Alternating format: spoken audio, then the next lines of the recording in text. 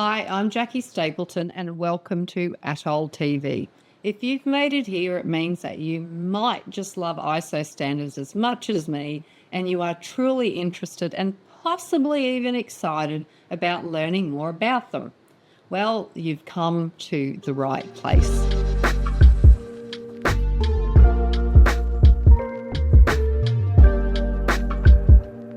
whenever you're ready, George, we can have a chat about Clause 8 in ISO 27001. I'm going to hand it over to you. Clause 8, operation.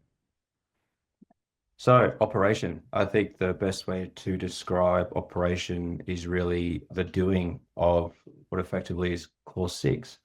So, in Clause 6, there was the planning clause around planning things like information security risk assessment, risk treatment, etc. And in Clause 8, this is where those plans come to life. So it's broken down into three areas. So clause 8 or subclauses 8.1, 8.2, and 8.3. So 8.1 is operational planning and control. So described by the standard as the organization shall plan, implement, and control the processes needed to meet requirements and to implement the actions determined in clause 6 by establishing criteria for the processes and implementing control of the processes in accordance with the criteria. It is important to note that in 8.1, documented information shall be made available to the extent necessary to have confidence that the processes have been carried out as planned. So documentation is required. I think an important thing here to note is that by satisfying 6.1 and 6.2, which are the risk assessment clauses, actions to address risks and opportunities, and the piece around risk treatment, as well as 7.5, which is the documented information clause, you will satisfy 8.1. So it's a bit of a cross-reference there. Can I just double check Sure. what you've just said? Are you saying that if you meet the requirements of 612, which is the risk assessment, and 613, the risk treatment, and then of course 7.5 documented information, you're meeting what you've just shared with us in 8.1? Yes. So interesting. That will meet the clause 8.1. Obviously, you have to do the entire lot. Typically, be where you'd start. So you do the risk assessment, risk treatment planning. You do the documented information, and then that will meet that because you're establishing that criteria. You're identifying those processes that are required, and then you're documenting them, which is a requirement. That will then bring you down into 8.2, the information security risk assessment piece. So again, what you've planned in 612, in 8.2, you actually do the risk assessment. And you'll need to do that at planned intervals or when significant change is proposed or occurs. So, there would typically be a cadence of, for example, I would say at least annually, but ideally more often. So a lot of organizations will do quarterly risk assessments to sort of make sure their risks are current. In terms of cyber, these risks can change almost on a daily basis. So you want to be doing that as often as you determine would be acceptable. Also, if you're looking at rolling out a new project or there's some significant change, then risk assessments should be reviewed. Again, documented information is required. So this is typically in the form of the risk register, which you would have designed, I think, in 6, but documenting those risk items out in the risk register. And then once that's done, you start to move down into 8.3, which is the information security risk treatment. Referring back to 613, it's going to start talking about things like the Annex A controls. And I think that's one of the elements that makes this standard a little bit unique in that the leveraging of the Annex A controls and applying those as part of risk treatment plans is core to the 27001 standard. Oh, okay. Can I ask some questions, George? Thanks for it. Overarching, and really it does seem simple, especially linked back to clause 6. Now in 8.1, that first sort of dash bullet point says establishing criteria for the processes. What does that mean? What's this criteria it's talking about? So this is around things like risk appetite statements and things like that. And also, I guess, what is kind of included in that in terms of those processes. So I'm trying to think of a good example. I might have to prepare. What does success look like when we're actually doing it? Because we've done our planning in clause 6. So whatever we planned in clause 6 moves into 8.1. That's right, yes. It almost feels a little bit out of place having it in 8.1 because it's things that have been done already. So yeah, it's about what does that look like? What is that success criteria?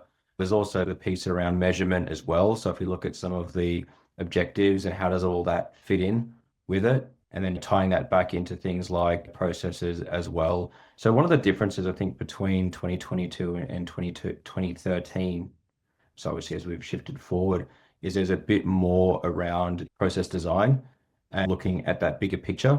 So yeah, that's something that's a little bit different. And then looking at how to apply some of those risk assessment, risk treatment pieces across processes more broadly. I'm still looking at 8.1. It does talk about the organisation controlling planned changes and then reviewing the consequences of unintended changes. So is that something again that goes back to that, I suppose, risk assessment, 612? It's like, oh, something's changed. Now we have to identify it, assess it, and figure out what the risk treatment is. Like, is it just a cyclical process? Yeah, so the organization shall control plan changes and review the consequences of unintended changes. I mean, this is a bit of a change management 101 type piece, right? And as I said, one of the requirements of this, and if we look down at 8.2, we talk about, making sure that risk assessments are conducted when significant change occurs. So making sure that these changes are controlled and tying in these risk assessment processes in there is going to be really important. And I'm just trying to scroll down to the annex item. The Annex A is very important as part of this. Is a very important piece. So 8.32 is the Annex A control related to change management. And so that control is changes to information processing facilities and information systems shall be subject to change management procedures. And so it's kind of interesting how it's an annex item, but it's also called out in the actual main standard itself. I think what it does highlight is that doing things like ad hoc unplanned changes is not going to fly really when it comes to 27001. They really need to be adequately managed. And so that requirement about taking action to mitigate any adverse effects as necessary, again, comes down to identifying as part of that change, what are the risks that could occur and how do you mitigate those and control those so we're not creating a situation where the material you're impacting the confidentiality, integrity, and availability of information assets and computer systems. Okay, that's really good. So what was it? 832 in Annex A? Is that what you said?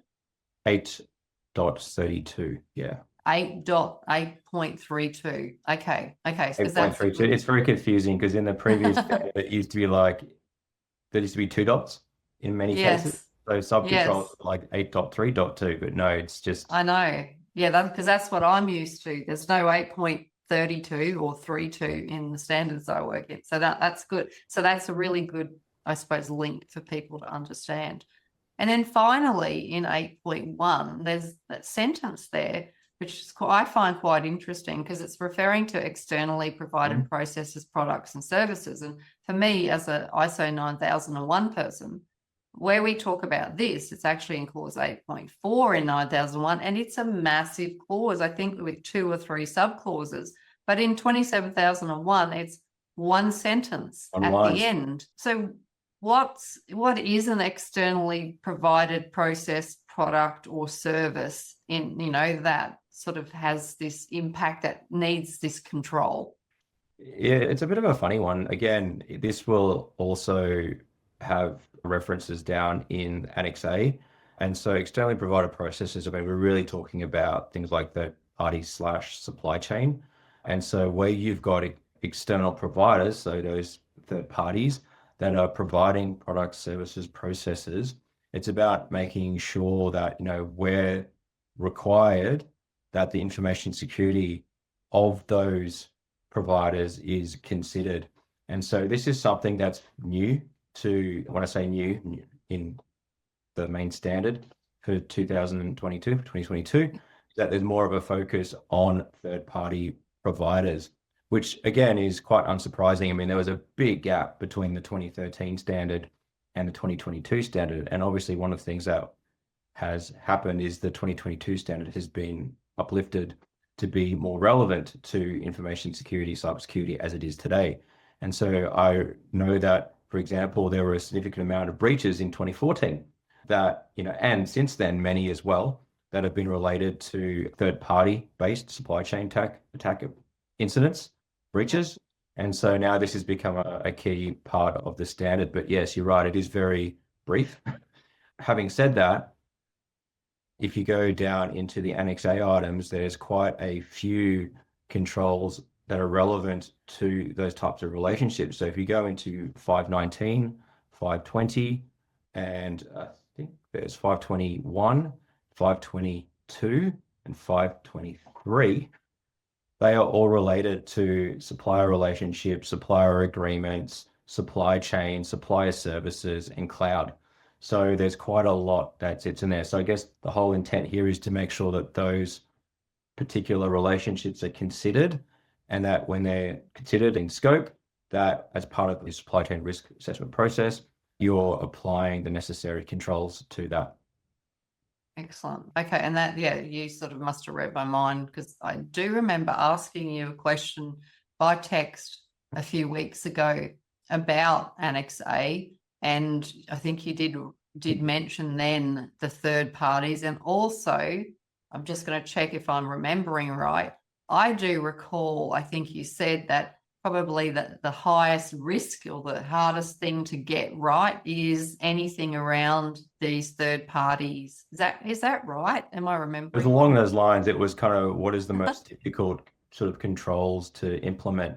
And Yes. there are many, but third party is definitely one that comes to mind, because what's happening now is, the third parties aren't exactly controlled by your organization. They're third parties.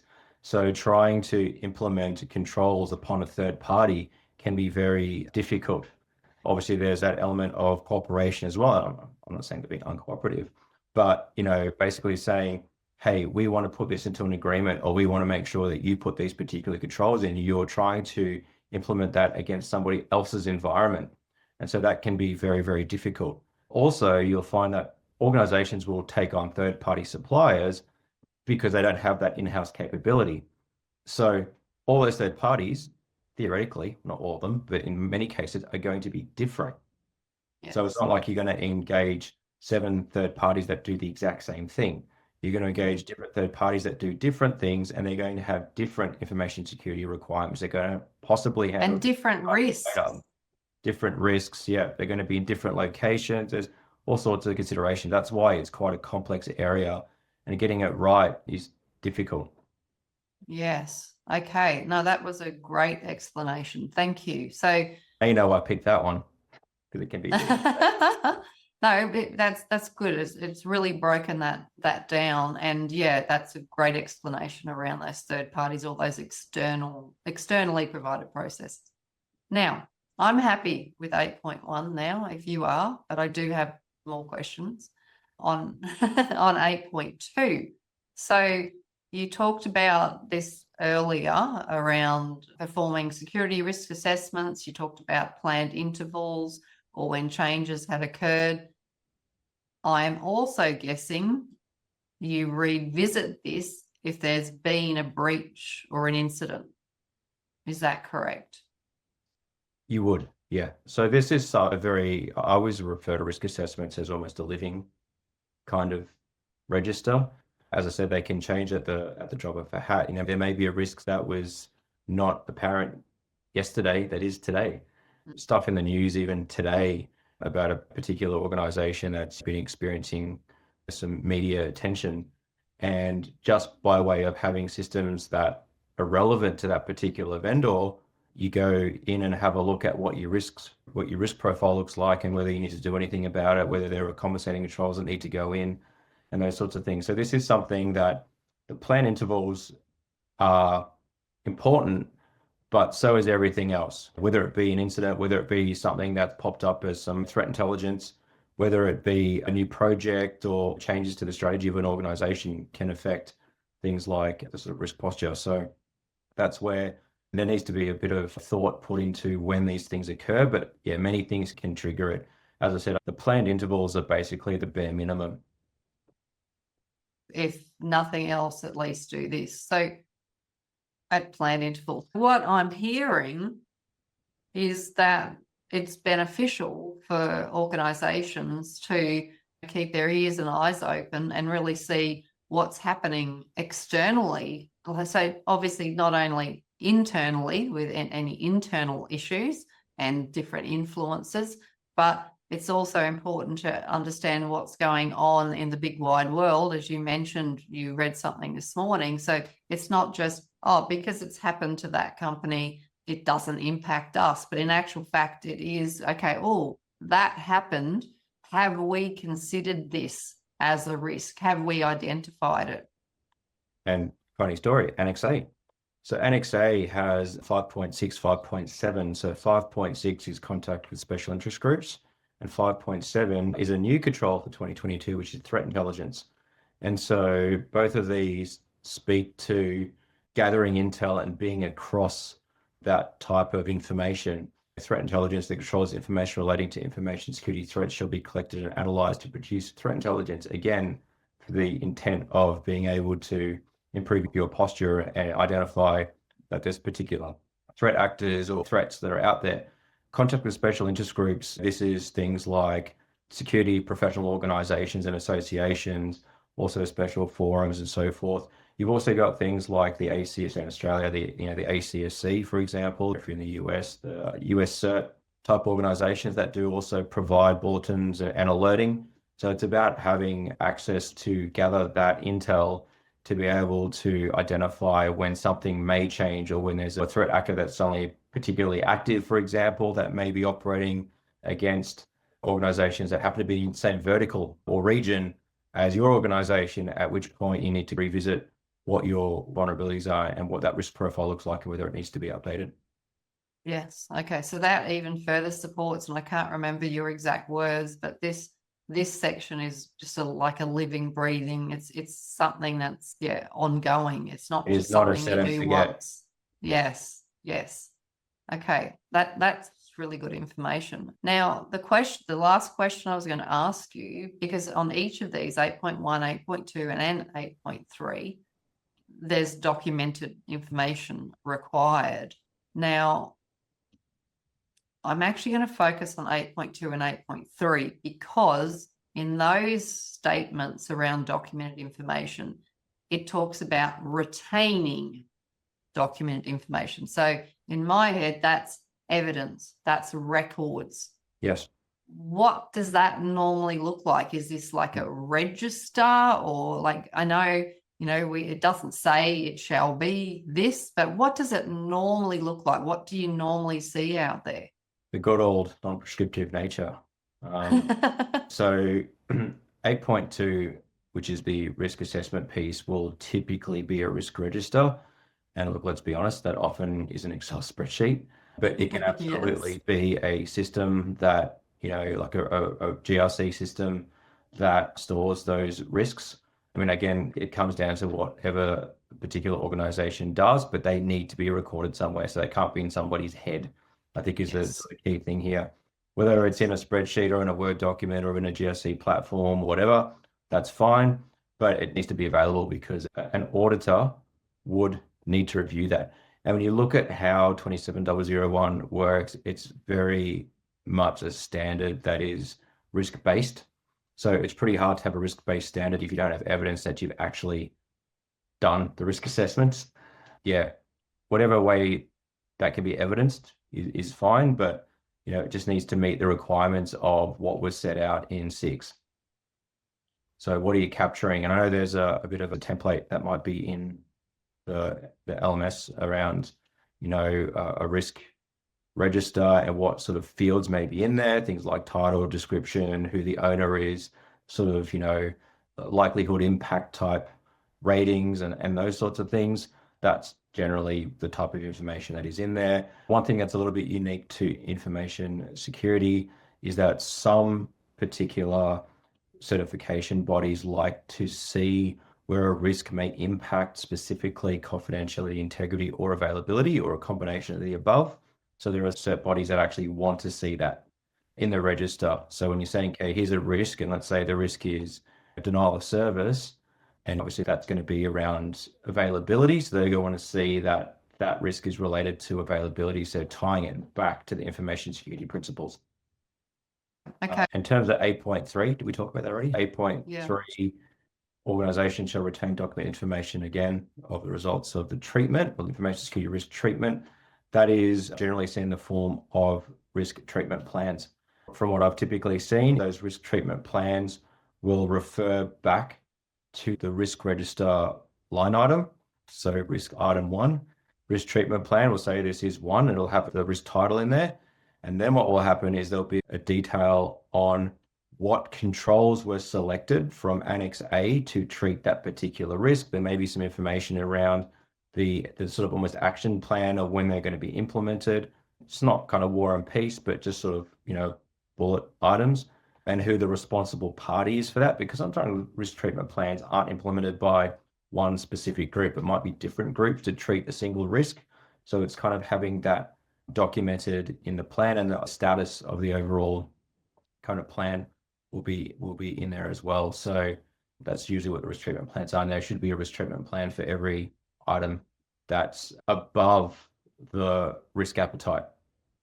So there may be situations where it falls within appetite, in which case there may not be a need for the plan, because obviously it will be risk accepted.